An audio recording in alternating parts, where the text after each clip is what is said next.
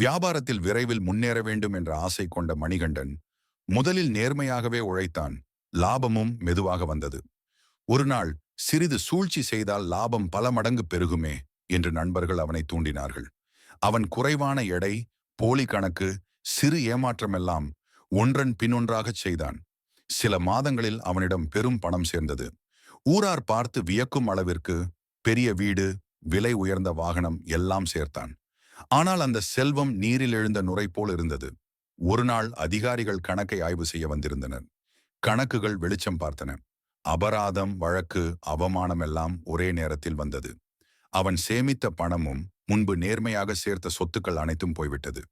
களவினால் ஆகிய ஆக்கம் அளவிறந்து ஆவது போல கெடும். கொள்ளையாலும் ஏமாற்றத்தாலும் சேர்ந்த செல்வம் முதலில் பெரிதாக தோன்றினாலும் முடிவில் எல்லாவற்றையும் இழக்கச் செய்யும் என்பதை மணிகண்டன் அப்போதுதான் புரிந்து கொண்டான்.